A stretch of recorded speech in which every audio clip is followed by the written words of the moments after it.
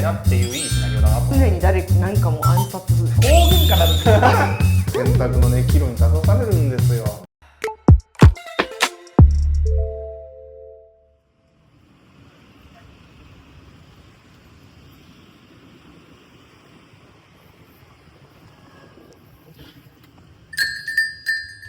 いらっしゃいませ。カフェフォーリーフへようこそ。クローバーズ代表の小山です。ここではクローバーズの社員たちが気になることを勝手気ままにおしゃべりしています。どうぞ皆さんもお好きな一杯とともにお楽しみください。ゲームにハマりたいと思っているんですけど、ゲームを夢中でやりたいと思っていて、でも直近でやった100時間使ったゲームがあるんですよ。狼です。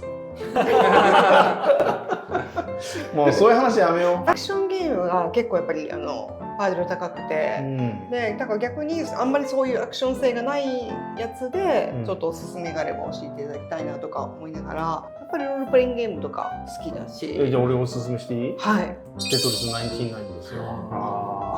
入ってます。ありますあります。あれですよね。任天堂のスイッチの。はい。そう。あれですか。あれはもうハマりますよ。僕毎日やってるんで。毎日やってるんですね。毎日やってる。毎日やられてます。テトリスやったことある？ゲームボーイ。ゲームボーイでね。まだ現役でありますよ。であれば、あれはその99人でもうバトルするバトルロイヤルなんですよ。そういうことなんですね。99人で一斉にテトリスやってて、ほぼほぼコントロールはできないんですけど、自分がバーンって消したらそれが誰かのところに飛んでいってっていうので99人で飛ばし合って一人自滅また一人自滅ってってどんどん少なくなってってテトワンを目指すっていう。まあいや本当に上手い人ってめちゃくちゃ上手いからなんていうの、そういう人と多分差しで勝負しても絶対勝てないんだけど、やっぱり99人でやってると棚ぼたで勝てたりするんですよ。必ずしも自分が絶対に他の人に勝たなくても強い人同士が潰し合ったりすると結果的に俺残ったみたいなので勝てたりするんで。そんなにべらぼうに上手くなきゃいけないってことも実はなくて、もう何も考えずに普通にテトリスやってればいいんですよ。それが楽しい。それおすすめ。持っているのでやります。ぜひぜひ。なんかおすすめある？白石君。そうですね、もう有名どころなんで触ったことあるかもしれないんですけど、やっぱり人に勧めたいのはアンダーテイルですかね。1周だけやりました。1周だけ。でも2周目とかをやりたいと思いながら、そうあれは何？スイッチでやった。スイッチ？もともとはいろんなところでできるやつなんで。一色のスイッチのでやりました。でもやったんだ。でも多分完全クリアできてないかもしれない。難しすぎて、もうそうですね。難易度は高いん途ですけど。中手前かぐらい止まってますね。8割くらいだったかな。結構なんていうの、尺があるゲームなの。どう説明すればいいんだろうな。ステージというのかストーリーというのか。そんなに長くないんですけど、何回やっても楽しいゲームです。なるほど。RPG なんですけど、何周でも楽しめる仕掛けが詰まってるゲームですね。でもクリアはしてない。勝てなくなってきて、なんか死んでしまうというか、そうでなんかアイテムが足りないのか何かが忘れたんですけど、先に進めなくなっちゃって、その弱すぎてなのか、何かの選択が間違ってるのか、そうなんですよ。バトルパートがちょっとコマンドバトルなんですけど、ちょっとアクション性があるというか、攻撃するために若干アクションをよくするんですね。なんで、そこがだいぶシビアな難易度に調整されてるんで難しいんですけどやりがいはあるし、それをやろうって思わせるシナリオになってるというか、頑張って次が読みたいなっていういいシナリオだなと思って。なるほど。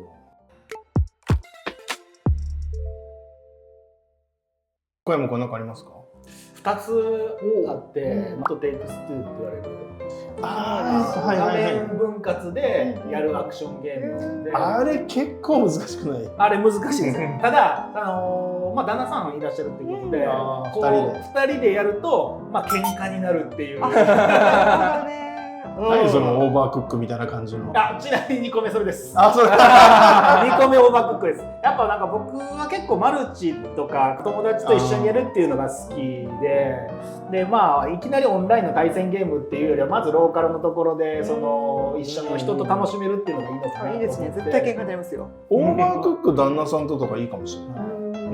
でオーバークック今たまにセールかかってるから、そんなに高くなく買えるチャンスもあると思うし、スイッチで。なんか旦那さんは常に結構ゲームされてるんですよね。やってます。もうなんかスナイパーゲーム的なやつ。FPS もうそう常になんかもう暗殺もう毎日やってますよ。まあまあね。でも僕はバストさんなんとなく一緒に仕事させてもらってて、しっかりちゃんとされるところとか知ってるんですけど、オーバークックめちゃくちゃ向いてると思います。めちゃくちゃ向いてると思います。確かにマストのオーバークックどうさばくか見てみたいな。ちょっとやってみよう。料理作るゲームなんですけど、やりたいやりたい。それをなんか素材を取ってきて切って焼いて、でお皿に盛り付けて出す、で上がってきたお皿を洗ってまた使ってみたいなのをやりたいやりたい。何人かで手分けしてやるんですけど、まあこれがどんくさいやつが出てくると大喧嘩になるんですよ。早く皿洗えよ。そうもうそっちで今火ついてるやん、早く持ってこいよみたいな。焦げてるやんみたいな。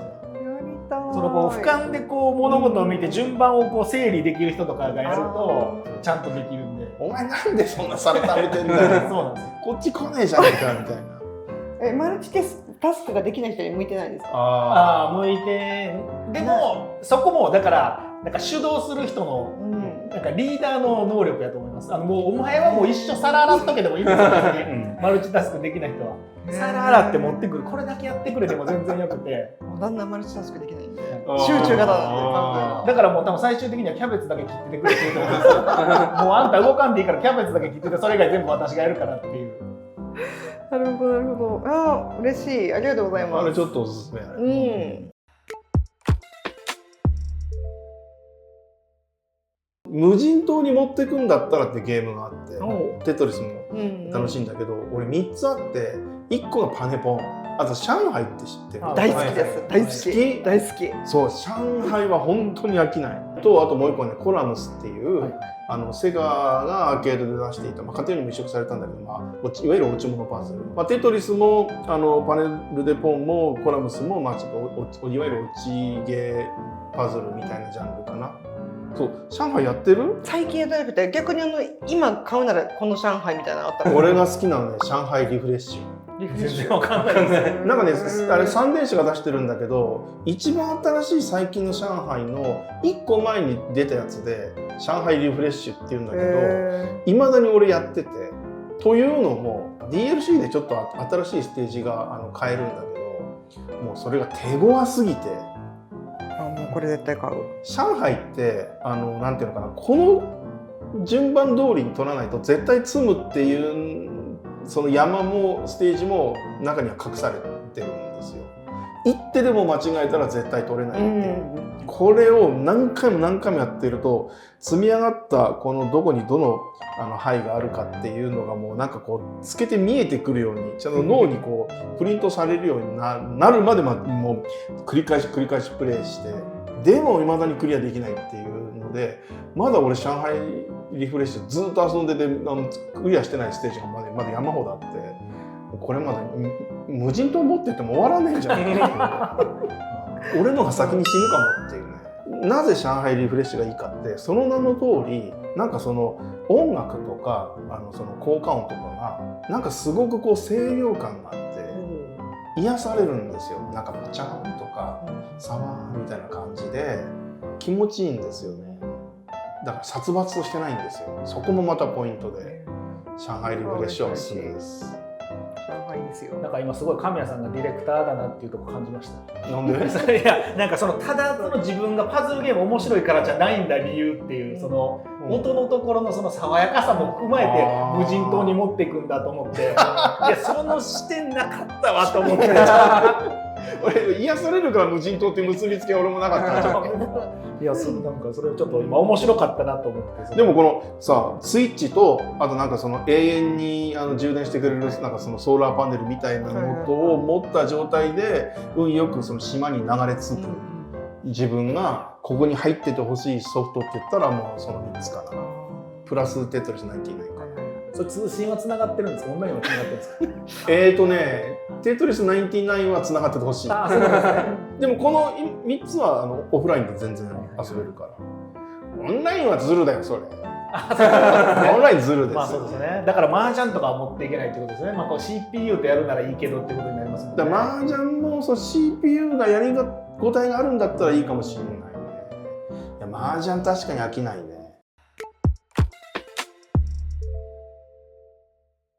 まあでも麻雀ずるいですよね。麻雀っていうもん自体が面白いからちょっとゲームっていうカテゴリーに入れるのはちょっとずるいですよね。いやでもずるくない。だからこの4人でもし無人島にこうナンパしちゃうんだったら麻雀パやってほしいよね。あってほしい。麻雀できる？あ、じゃあでもやりたいです教えますんで。もう教えてくださコーチい。やりたい。いやいやいや。あ、お前白石君と俺やりたくない。めちゃくちゃ強いんで。やりたくねえわ。白石君と無人島行くんだったら麻雀じゃない。なんか完全な運ゲーのやつがもっとトランプとかそんなのがいい。でもトランプ神経衰弱とかやりだすと多分めちゃくちゃ強い。神経衰弱一番やりたくない俺。僕もめっちゃ嫌いですあれ。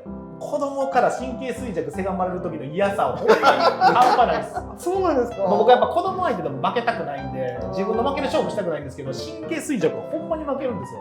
いや神経衰弱は勝てないでしょう、子供には。難しすぎますよ。ちょっと話戻るけど麻雀それ面白いですよ。つくま麻雀できんの？なんか点数付け方とかあゲーム上ではできる。あ、なるほど。十分。でも全然下手俺もそう。あれ頭良くないと勝てないよ。そうそう、麻雀部。なんか麻雀部できそうな勢いですよね。なんか何人かいるって聞いた。まあでももうでもやってるよね。もうやってるまあ一応それっぽいものは、はい。いや本当そ似てるんでしょ。う。見えてるのよ。見えてる。見えてるのよ。だってさ、俺みたいなんがさ、積もって入れて出すこの位置でも見られてるもんね。でもあれ見たらあかんねんな、一応言ってたよね。その入れる位置はあんまり見たらあかんって。まあ見ないようにしてるっていうだけそうなです。の？でもズルじゃない。全然戦略だと思いますよ。ただルールが並んでるわけじゃないじゃないですか。こういう順番に並べなさいっていう規則があって、それに従って並んでて出してるんだったら規則性に従って読めるんですけど、相手がどうやって並べてるか分かんないから、わかんないね。それを材料にしたらブレるじゃないですか。ああ、だから見ないってこと？はある程度参考にはしますけど、選択の決定打にしないようにしてるって。ああ、そういうことね。ああ、そういうことだよね。はいはいはい。戦略的に選択してそうしてるってことだよね。はいはいはい。俺なんかせいぜいさっきはマンズこっちだったから今回こっちにしようみたいな。そうそう、僕もそれぐらいです。それぐらいだよね。それぐらい。自敗一番左にしようみたいな。あともう自分がリーチかけたりもうテンパってる時にはもうこれは通るっていう信念で通す。信じきるっていう戦略しか俺は取れないから。僕前一緒に白石君と前の会社で働いてた時に、白石君とスラックで問題出してくれるんですよ、毎日。これは何を切ればいいと思いますかみたいな問題出してくれて、もうほんまむちゃくちゃむずいと思って全然分からへんと思いながらみんな普通に答えてたんで、それこそ花澤君とか普通に答えてたりとかしてすげえなと思って。あれ迷うよね。この会社でもやってくれへんかなとか思ってたりするんですけど。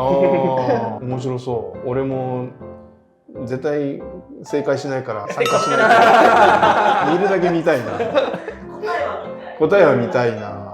その選択のね岐路に立たされるんですよ。これどっち切るんだろうなって。もう俺は全然読み切れないからもう勘で切るしかないんだけどね。なんかスラックチャンネル作ったら絶対人気になると思う。やっぱりゲーム会社っていうのもあるからかわかんないですけど、なんかそういうちょっと特化した人なんかやっぱ結構いるなと思いますよね。ぜひテトリス99と、上海リフレッシュとアンダーテールと僕はオーバークック、皆さんもぜひそうですね、遊んでみてください。じゃあ本日はありがとうございました。ありがとうございました。ありがとうございました。ごちそうさまでした。ごちそうさまでしたっていいですね。そうですよね。カフェですから。そう。